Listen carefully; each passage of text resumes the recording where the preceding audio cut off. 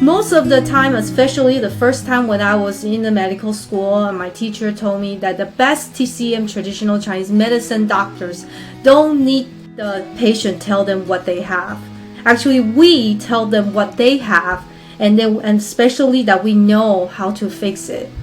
Pulse taking is one of the skill, is the most fascinating in traditional Chinese medicine, and it also takes time to perfect your skill.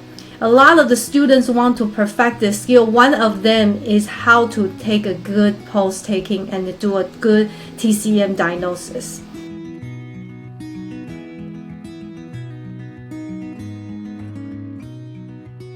Imagine you're living in a century that there's no CT scan, no blood test, and no x-ray.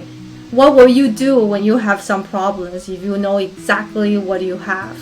Unfortunately, our ancient traditional Chinese don't have the luxury of knowing all this, but traditional Chinese medicine found a way to figure out what exactly going on in your body, and we're still using it every day. It's so fascinating, and we can tell exactly what's going on in your body.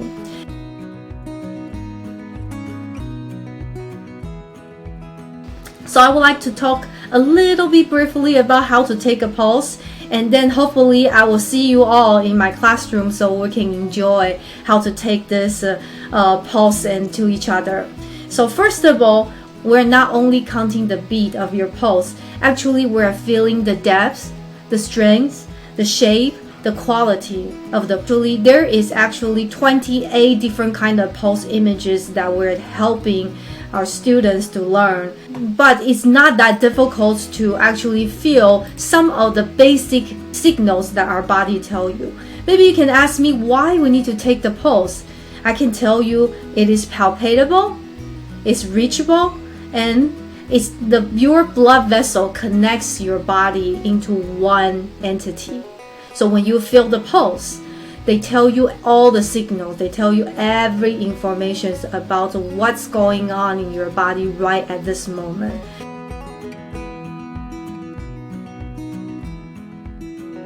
You can feel the rate, it's fast or it's slow. I think all of you will know that if you are anxiety, you have stress, you're nervous about it, your pulse will start become fast.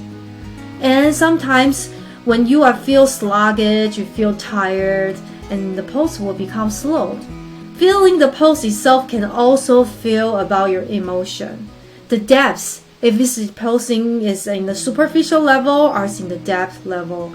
If the strength is strong or if it's weak. This is the most easiest way to find out if someone will have energy or not. If you have energy, your pulse will be strong. But if you don't have energy, your pulse will feel weak. The last one is the most difficult one, is the quality of the pulse. We can feel the shape of your vessel. We can feel the edges of your vessel. We can also feel how it flow under our fingers.